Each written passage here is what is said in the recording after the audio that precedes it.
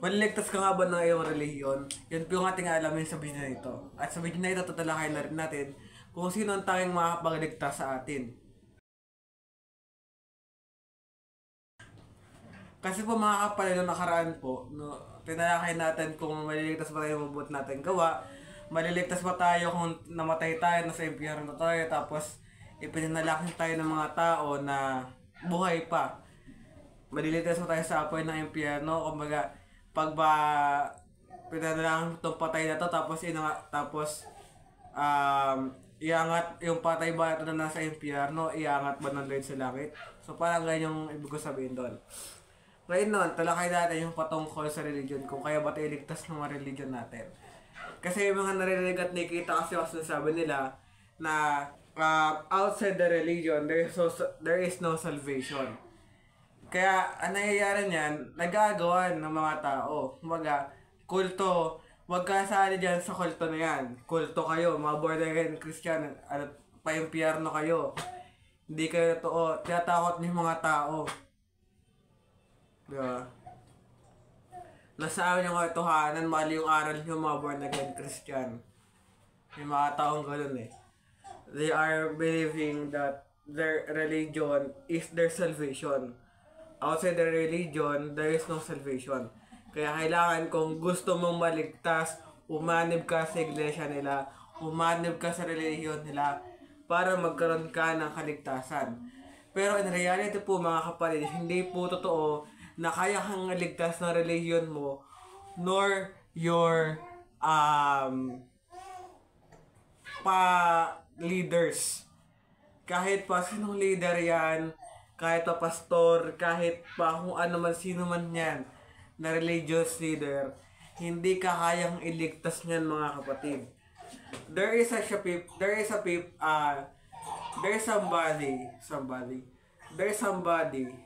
that God will send to you for you to have a salvation. Na parang ako yung ginagamit ng Diyos. Okay? Ako yung ginagamit ng Diyos para magkaroon ng kaligtasan yung mga tao. Kasi kung nakikita nyo, nababahagi sa salita ng Diyos, nagbabahagi ako ng kaligtasan, yung gospel, binabahagi ko. So para bang ganon? Nawaski ako kahit sa sarili ko, hindi ko kaya iligtas sa sarili ko. Hindi ko kayo kaya iligtas. Wala sinumang tayo makapagligtas sa inyo.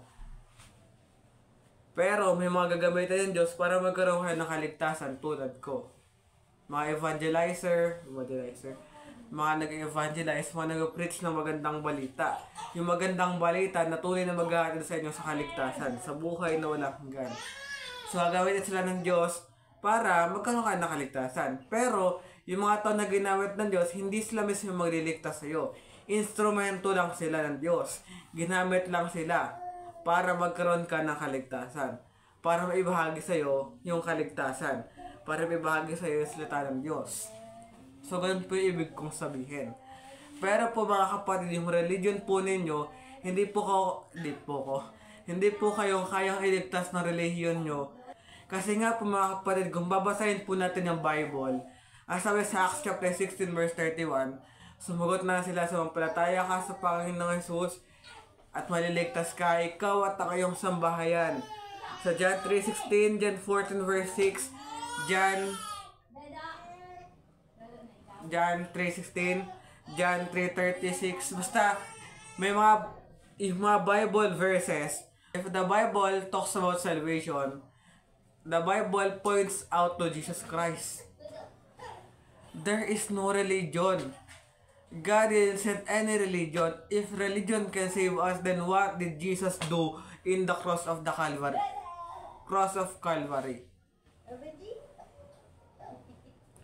If kaya kang iligtas ng religion mo, anong ginawa ni Lord sa cross ng Kalbaryo? Anong ginawa niya? Para saan yung dugo na tumagas? Para saan yung paghihirap ng ating Panginoon?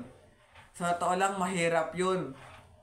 Tayo nga, konting ano lang sa atin, ayaw na natin eh. Meron ako napanood na video, sabi doon. Have you heard Jesus na sinabi, ayoko na. Bahala na kayo dyan. Hindi na kayo magbabago. Ayoko na, sumusuko na ako. Babalik na ako sa langit. Kasi kung iisipin mo kasi, ang sarap-sarap ng buhay ni Lord sa langit. Sinasamba siya ng mga anghel, sinasamba siya nila Abraham. Pero, so, imaginin mo, Diyos ka. Pero hindi ko sasabing Diyos ka. Imaginin mo, ikaw si Jesus. Pag ba sinabi sa'yo ni Father na, isusugo kita, ipapadala kita sa lupa para magkaroon ng kaligtasan yung mga tao. Maghihirap ka. Mararanasan mo yan. Mamamatay ka sa krus ng Kalbaryo. Hagupitin ka, sasaktan ka ng mga tao. Siguro yung sagot mo kay Father, ba't ako? Ang dami natin ng ahil dyan, no? Pwede mo si Michael. Pwede si Gabriel. Ang dami-dami natin. Pwede man tayo lumikha pwede pa naman tayo lumikha ng magliligtas sa kanila. Bakit kailangan ako pa? Siguro ganyan yung sagot mo. Kasi sarap-sarap na ng buhay mo sa langit. Nasamba ka ng mga tao eh. Pero hindi ganyan si Jesus. Nagpakumbaba siya para iligtas ka. Para abutin ka. Kaya nga mga kapatid, habang hinahagupit siya, kasi isipin mo according to Luke, no? Si Luke po ay isang doktor. So, ibig sabihin, naintindihan niya yung mga medical condition. Sabi niya doon, na nagkaroon siya ng hematidrosis sa term natin ngayon, yung pawis na nagiging dugo. At kapag naranasan mo yun, madampian mo lang ng onte, masagin mo lang ng onte, masakit na. What more si Jesus, binako, hinagupit, nilatigo, hinampas ng kung ano-ano, nilagyan pa ng koronang tinik. According nga sa history, ayun yung pinakamadugong kamatayan. Ayun. Tingnan mo niya. Magkaroon ka lang ng kaligtasan. Tapos sabihin mo, pag wala sa religion namin, hindi ka maliligtas. Bakit? Ano ba yung religion nyo, di ba? Si Jesus lang magliligtas sa atin.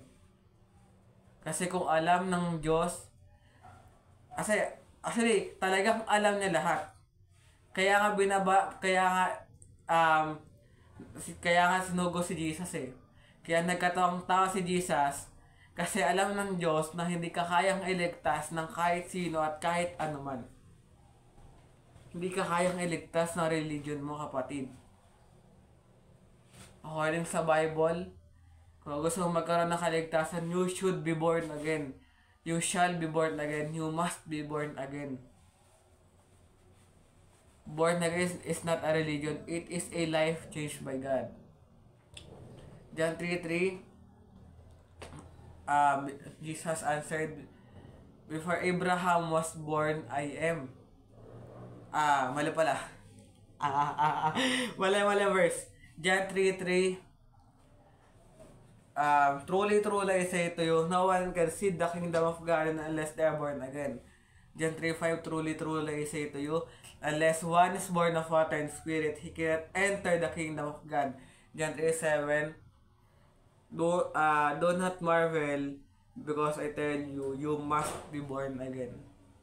According to the Bible, si Jesus na mismo nagsabi nito na dapat tayong maborn again. Again, I will tell you that born again is not a religion. Kakwento ko sa inyo para testimony ko to. Yung testimony ko kung paano ako na born again. Curious ako noon about kamatayan. Kasi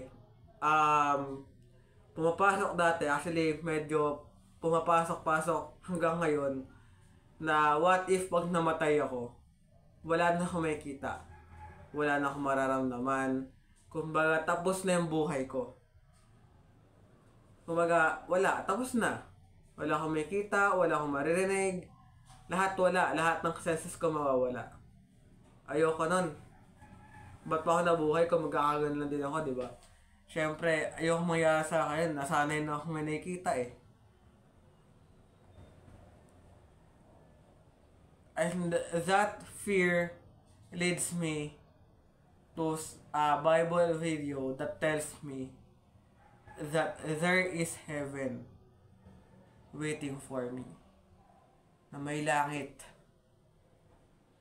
Sa dulo, sabi ng pastor, may prayer of acceptance. Video lang po yun ha. Kasagsagan or sa kalagitnaan ng pandemya. Kasi mahilig nga ako mag-cellphone or tablet, ginagamit ko nun. In the midst of pandemic, Pastor Ian Akda, God uses or used Pastor Ian Akda for me to have a salvation. Yes, and sa dulo ng video na yon, nagdasal ako ng prayer of acceptance, sumunod ako sa prayer of acceptance, and that changed my life. Nabago yung buhay ko. Na-born again ako. Hindi ko alam kung ano yung born again noon that time. Ang alam ko lang ang alam ko lang dati nung hindi pa ako born again, hindi pa ako believer, hindi pa ako Kristiyano. Ang alam ko lang yung born again religion yan. Yung ayoko sa born again, ayoko ng born again, ayoko sa born again religion yan. Ayun yung knowledge ko dati patungkol sa born again. Pero naiintindihan ko yung ibig sabihin ng born again nung time na na-born again ako. At kailan yung na-born again ako? August 27, 2020. Patunay na sa kalagitnaan ng pandemya at hindi sa church. Even though napunta na ako sa Christian church noon, kung saan na din ako sisimba ngayon, pero hindi pa ako na-born again that time. Nabago yung buhay ko, nabago yung some of my ugali nung na-born again ako. Tandaan mo to kapatid, hindi religion ng born again. Tinastify ko na sa'yo kung paano ko na-born again. Kasi pag nagdasal ka ng prayer of acceptance, sumampalataya ka sa ating Panginoon, kapag nagdasal mo yung prayer of acceptance, nakipag-isa ka na sa Kanya. At kapag nakipag-isa ka sa ating Panginoong Hesukristo, mababago yung buhay mo. The old has gone, the new has come. So, ibig sabihin, the old has gone, the new has come. Ibig sabihin, wala na yung dati, eto na yung bago. You are no longer slave by sin. Hindi ka naalipin ng kasamaan, hindi ka naalipin ng kasalanan. Pinalaya ka na dyan ng ating Panginoong Hesukristo. Kaya testify ko kung paano ko na-born again, di ba? Imposible na born again kasi nung napunta ako sa Christian church, ayoko kasi ang ingay. Yung praise and worship nila, para silang mababa yun eh. Baka sabi na ganyan, kaya mo hindi siya ganyan ngayon eh.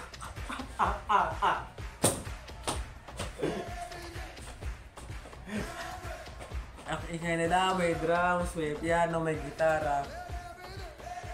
Ayoko. Kumbaga, yung worship kasi ng mga Christian, talagang ano talaga eh, todo bigay talaga eh. Diba? Ang ingay talaga, todo bigay. Kung basta todo bigay, yun yun. They're giving their whole strength for God. Kahit okay lang, kahit mapagod yung mga Kristiyano, basta mapurin nila yung Panginoon. Ako kasi nabuhay almost 14 years akong Catholic. Almost 14 akong bulag sa katotohanan. Kaya ayun, naiintindihan ko lahat. At habang nagbabasa ako ng Bible, naiintindihan ko na yung kung ano ba sinasabi ng Bible. Kasi nung hindi pa ako born again Christian, kapag nababasa ko yung Bible, wala akong maintindihan. Wala pumapasok sa utak ko. Hindi ko maintindihan. Ano ba to sasabi ng Bible? Ano ba to? Lalo na yung sinabi ng Lord, Eli Eli lama sabachthani, yung Ama, bakit mo ako pinabayaan? Bakit mo ako iniwan? Nung time na pinako si Jesus, nung inulit ko basahin nung una, nung unbeliever pa ako, hindi ko maintindihan, bakit kaya sinabi ni Jesus yun? Ang akala ko pa, sabi ko pa, no, hindi naman siguro totoo to, na sinabi ng Lord yung, Father, why have you forsaken me? Nabuhay nga na siya na magmuli. Di naman sabihin ni Jesus to kasi Diyos siya, bakit niya sabihin yun? Tsaka wala siya naiintindihan na born again na ako. Isipin mo kung hanggang ngayon di pa ako born again Christian, wala kayong ganito ngayon. Pero ngayon, nabago na yung ugali ko. May mga nabago na sa ugali ko na katulad na lang ng pagkakulit ko. Bukulit ako eh. Na-born again ako. Kaya kung gusto mo magkaroon ng kaligtasan, hindi religion ang sagot dyan. No religion can save you. I repeat, no religion can save you. Walang religion ang makakapagligtas sa iyo, kapatid. Baka sabihin mo sa akin, Kuya JM, nadaya ka lang ni Pastor Ian Akda. Nadaya ka lang ng born again Christian. Hindi po mga kapatid. Totoo po yung sinasabi ko. At hindi ko to gawang kwento. Personal experience ko to kung paano ko na born again. Napatunayan ko doon na hindi ako maliligtas ng mabuti kong gawa. Hindi ako maliligtas ng religion ko. Napatunayan tuloy. Nung time na na-born again ako, hanggang ngayon, na-realize ko, hindi ko or basta nung naging Christian ako, na-realize ko na hindi ako maliligtas ng religion at hindi ako maliligtas ng panalangin. Panamatay ako, papanalangin ako, papunta ang impyerno ako, tapos panalangin na sa langit na hindi. At yung good works, prayer if I'm in hell, tas hindi. At di rin maliligtas ng religion. Kaya ngayon kapatid, tatanungin kita, are you willing to be born again? According to the commandment. Kasi utos you shall be born again. Tatanungin kita kapatid, gusto bang magkaroon ng kaligtasan? Gusto mo bang ma-born again? Sa totoo lang, ito yung pinakaunang video na i-upload ko ngayon, 2024, na gospel video. At ito rin yung pinakaunang ko i-upload, hindi susunod to sa Wednesday routine. Ulitin ko, gusto mo bang magkaroon ng kaligtasan? Gusto mo bang ma-born again, kapatid? Ngayon, kung gusto mo magkaroon ng kaligtasan, gusto mo ma-born again, gusto mo maligtas, sumunod ka sa wait lang panalangin ko para bago ako manalangin, ayain mo na lahat ng mga tao sa inyo. Lahat dapat makarinig ng salita na to. Ulitin nyo mula simula. Para maintindihan nila yung kung ano nga ba yung gusto kong sabihin. I mean, kung ano nga ba yung gusto kong para maintindihan nila kung ano nga ba yung mga sinabi ko. So ngayon, na kayo o ikaw, at sino mga nakakarinig sa akin, na gustong magkaroon ng kaligtasan, na gustong ma-born again, sumunod kayong lahat sa aking maikling panalangin. Let's pray. Sumunod kayo lahat sa maikling panalangin na to. Sinasabi mo na gusto mong ma-born again, na gusto mong magkaroon ng kaligtasan. Natanggap mo yung alok ni Jesus na buhay na walang hanggan. Natanggap mo yung kaligtasan. Okay, so manalangin na tayo. Panginoong Jesus, maraming salamat po dahil namatay ka sa krus ng Kalbaryo. Salamat, Lord. Lumalapit ako at nagpapakumbaba sa iyong harapan. Inaamin ko na ako ay makasalanan. Natalikuran ko na po at nagsisihan ko lahat ng aking kasalanan. Binubuksan ko po ang aking puso at natanggap kita sa aking puso bilang Panginoon at tagapagligtas na aking buhay. Simula po sa araw na ito, Ikaw nang maghari sa buhay ko at kalooban mo na po ang masunod. Salamat po Panginoon muli sa kaligtasan at sa buhay na walang hanggan. Amen.